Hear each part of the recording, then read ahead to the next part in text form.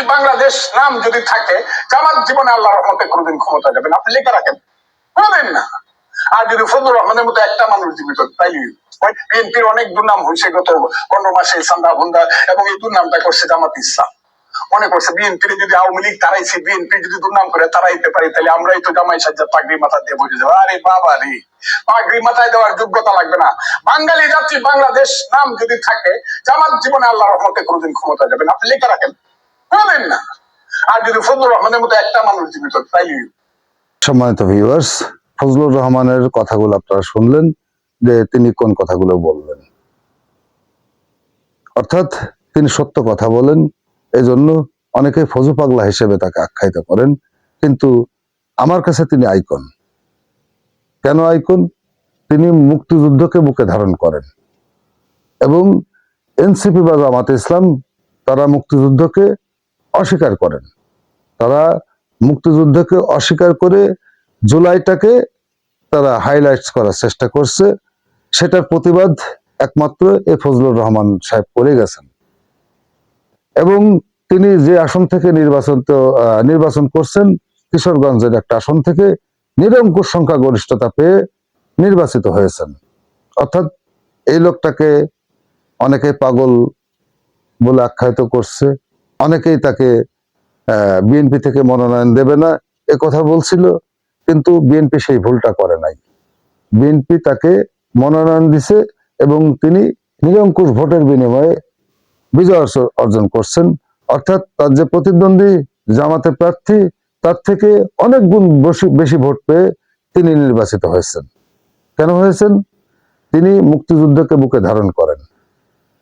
তার কথা একটাই ছিল যে আগে মুক্তিযুদ্ধ, তারপরে হলো 24। আপনারা জানেন 71 সালে বাংলাদেশ স্বাধীন হয়েছিল। একটা দেশের হাত থেকে বাংলাদেশকে মুক্ত করার যুদ্ধ হয়েছিল। সেটা ছিল একটা দেশকে স্বাধীন করা। আর 24 সালে যেটা হয়েছে, সেটা একটা দলকে হটানোর আন্দোলন। সে আন্দোলনে সফল হয়েছে ছাত্র নেতারা। অর্থাৎ ছাত্র নেতারা সবাই না, ছাত্রদের সাথে আপামর জনসাধারণ, এখানে বিএনপি বলেন, জামাত ইসলাম বলেন, এনসিপি বলেন, জাসদ বাসদ যা আছে, বাংলাদেশের সর্বস্তরের লোকজন তারা আন্দোলনে অংশ নিয়েছিল। নেতৃত্ব দিয়েছিল কারা? এনসিপির যারা নেতা আছে, নাহিদ ইসলাম, সাজ্জিস আলম, হাসনাত আব্দুল্লাহ, এরাই যারা আছে প্রথম সারিতে, তাদের নেতৃত্বে গিয়েছিল। এবং তারা যেহেতু নেতৃত্ব দিয়ে আসছিল, বিএনপি বা জামাত ইসলাম বা অন্যান্য দল বা আমার মতো লোক তাদের পিছনে ছিলাম।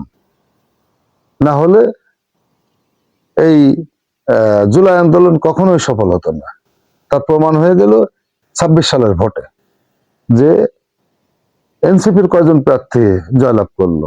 এনসিপি 300 আসনে প্রার্থীও দিতে পারে নাই, এমনকি 100 আসনে প্রার্থী দিতে পারে নাই।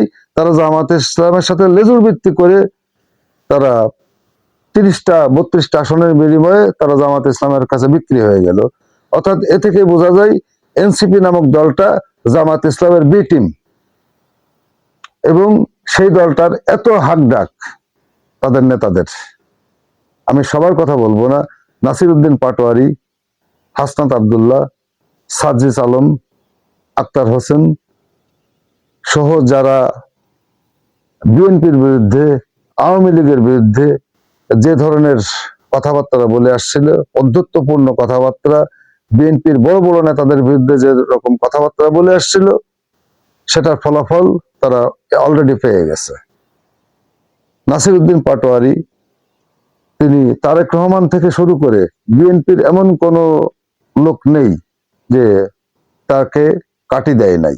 অর্থাৎ কাঠি বলতে কি বুঝতে পারছেন তো সবাই, যে সবার বিরুদ্ধে সে কাঠি দিয়েছিল।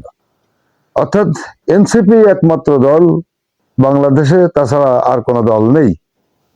এবং এনসিপি যখন জামাতের সাথে যোগ দিল, তার মানে এনসিপি এবং জামাত ছাড়া বাংলাদেশে কোনো দল নেই। বিএনপি তাদের গোনাই ধরে না বিএনপিকে। কিন্তু তারেক রহমান যখন দেশে ফিরল, তখন চিত্রটা সম্পূর্ণই পাল্টে গেল। এবং এই তারেক রহমান দেশে ফেরার পরে তারেক রহমানের নামে বিভিন্ন ধরনের প্রপাগান্ডা তারা ছড়িয়েছিল। তারেক রহমান ঠান্ডা মস্তিষ্কের একজন রাজনীতিবিদ, পরিপক্ক একজন রাজনীতিবিদ। তারেক রহমানের যে বিশেষণটা আছে, আমি অনেক ভিডিওতে বলছি, তারেক রহমান একজন রাষ্ট্রপতির সন্তান, তারেক রহমান একজন প্রধানমন্ত্রীর সন্তান, তিনবারের প্রধানমন্ত্রীর সন্তান।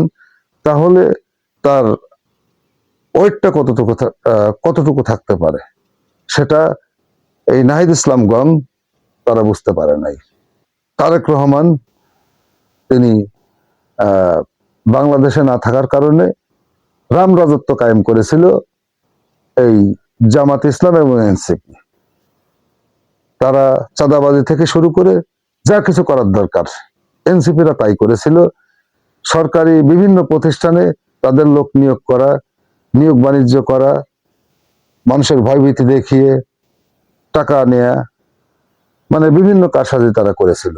কারণ একজন ছাত্র, তারা পরিবারের টাকায় বা বাবার টাকায় তারা লেখাপড়া করে। সেই ছাত্ররা কোটি কোটি টাকা খরচ করে কিভাবে তারা নির্বাচনে অংশগ্রহণ করলো, এটা একটা দেখার বিষয়। যে যারা ধার করে অর্থ নিয়ে তারা আন্দোলনে যোগ দিয়েছিল, বেশি দিনের কথা না, তারা আজকে কোটি কোটি টাকার মালিক। কিভাবে কোটি কোটি টাকার মালিক হলো?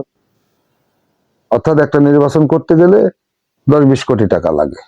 এই টাকার উৎসটা তাদের কোথায়? তাহলে চাঁদাবাজি তারা করছে না বিএনপি করছে? নিজেরা চাঁদাবাজি করছে, বিএনপিকে দোষ দিচ্ছে।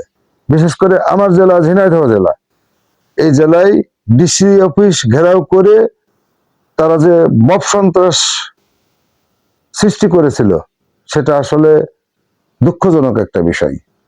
সামান্য কারণে, অর্থাৎ নিয়োগ বাণিজ্য নিয়ে, অর্থাৎ এনসিপি যা বলবে সরকারকে তাই শুনতে হবে। এনসিপি সরকারই তো ক্ষমতায় ছিল, ডক্টর ইউনূস তো এনসিপির পছন্দের সরকার বা জামায়াত ইসলামের পছন্দের সরকার। তারা তখন যা চেয়েছিল তাই করেছিল ডক্টর ইউনূস। সেই ইউনূসও তো তাদের বাঁচাতে পারলো না। ইউনূস সরকার থাকাকালীনই তারা বিএনপির কাছে পরাজিত হলো। এমন ভাবে পরাজিত হলো যে অনেক জায়গায় তাদের প্রার্থীরা জামানতটা উদ্ধার করতে পারে নাই। বিশেষ করে জামাত ইসলামের যে হাকডাক, জামাত ইসলামের আমির থেকে শুরু করে, আমিরের কথা আমি বেশি বলবো না, তিনি বেশি বাজে কথা বলেন না, কিন্তু সেক্রেটারি জেনারেল থেকে শুরু করে তাহের সাহেব বা তাদের যে হামিদুর রহমান আজাদ, তারা যে কথাগুলো বলেছিল, এবং এনসিপি নেতারা যে কথাগুলো বলেছিল, অধ্যত্বপূর্ণ কথাবার্তা, বিএনপিকে তারা গোনায় ধরছিল না। আওয়ামী লীগকে যেভাবে দেশ ছাড়া করছে, বিএনপিকেও সেইভাবে দেশ ছাড়া করবে, এটাই তাদের মিশন ছিল। কিন্তু তাদের সেই মিশনটা সাকসেসফুল হয়নি। বিএনপির গ্রহণযোগ্যতা আছে জনগণের কাছে, তারই প্রতিফলন হয়ে গেল 12 তারিখের ভোটে। বিএনপিকে ভোট দিয়ে বিপুল বিজয় অর্জনে অবদান রেখেছে আপামর জনসাধারণ। আওয়ামী লীগকে কাঠি দিয়ে যে কাজটা তারা করছে, ঠিক বিএনপিকেও কাঠি দেওয়ার তারা চেষ্টা করেছিল, সেটা সফল হয়নি। 2024 সাল আর 2026 সাল এক না। 2024 সালে যে সরকার ছিল, অর্থাৎ আওয়ামী লীগ সরকার, সেই সরকার ছিল বিনা ভোটের সরকার। আর বিএনপি বা সরকার গঠন করতে যাচ্ছে ভোট বিপ্লবের মাধ্যমে। অর্থাৎ জনগণ তাদেরকে চেয়েছে, তাই তারা নির্বাচিত হয়েছে। আর এনসিপি বা জামাত যে কাজগুলো করছে, জনগণ তাদেরকে চায়নি, জনগণ তাদেরকে প্রত্যাখ্যান করছে। এ থেকেই বুঝে নেওয়া যায় বিএনপি কখনো ধ্বংস হবে না। বা আওয়ামী লীগের কথা বলছেন, আওয়ামী লীগও কখনো ধ্বংস হবে না। আওয়ামী লীগ ঠিকই ফিরে আসবে সময় মতো। তখন আপনাদের কপালে শনি আছে কিনা সেটা দেখে নেবেন। যেমন হাসনাত আব্দুল্লাহ বলেছিল যে যদি আমি পাশ নাও করি, তাহলে আমি যে প্রান্তেই থাকি আপনাদের কপালে শনি আছে। ভয় ভীতি প্রদর্শন করে হাসনাত আব্দুল্লাহ তার ওই আসন থেকে নির্বাচিত হয়ে আসছেন। এমনকি বিএনপির যে 1,30,000 ভোটার, তারাও ভোট দিতে যায়নি হাসনাত আব্দুল্লাহর ভয়ে। 116টি কেন্দ্র ছিল, 116টি কেন্দ্রেই তিনি বিজয় অর্জন করছেন। কেন করছেন? যে 116টি কেন্দ্রে একটি কেন্দ্রেও বিএনপি জোটের যে প্রার্থী ছিল জসিমউদ্দিন, সে এজেন্ট দিতে পারে নাই। কেন পারে নাই?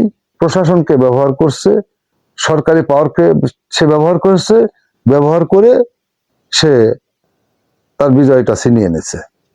বিএনপির 1,30,000 ভোট, সেই ভোটটাও তারা দিতে পারে না, মাত্র 26,000 ভোট পেয়েছিল। সকালের যে সেশনটা, সেই সেশনে ভোট দিয়েছিল। তারপরে আর বিএনপির লোকজন বা আওয়ামী লীগের লোকজন ভোট দিতে যায়নি। কেন যায়নি? হাসনাত আব্দুল্লাহর ভয়ে, ডক্টর ইউনূস সরকারের ভয়ে। ওই আসনটা না হয়ে গেল, কিন্তু অন্য আসন যদি জামাত ইসলাম সহায়তা না করত, তাদের যে 6 জন, মানে হাসনাত আব্দুল্লাহ বাদে যে 5 জন আছে, 5 জনের একজনও জামানত উদ্ধার করতে পারতো না। জামাত ইসলাম, সেই জামাত ইসলামের লেজ ধরে তারা পার হয়ে গেছে। এনসিপি কে চাঁদাবাজি করতে সাহায্য করছে যে লোকগুলো, তারা এনসিপির লোক, হয়তো তারা বিএনপি থেকে গেছে, অর্থাৎ 10টা হয়েছে বিএনপির, আর সুবিধা নিছে এনসিপি। না হলে তারা যে প্রার্থীগুলো দিল, এত টাকা তারা কই পেল? এত টাকার উৎস কই? একজন স্টুডেন্ট মানুষ, তারা তো রাজনীতিবিদ না, স্টুডেন্ট, তাদের এত টাকার উৎস কই? সেটা আপনাদের কাছে প্রশ্ন রয়ে গেল। সম্মানিত ভিউয়ার্স, যদি এই চ্যানেলের ভিডিওগুলো আপনাদের ভালো লেগে থাকে, তাহলে চ্যানেলটিকে সাবস্ক্রাইব করে পাশে থাকা বেল বাটনটি অল করে রাখবেন। আজকের ভিডিওটা পর্যন্তই। ভালো থাকবেন সবাই। আসসালামু আলাইকুম।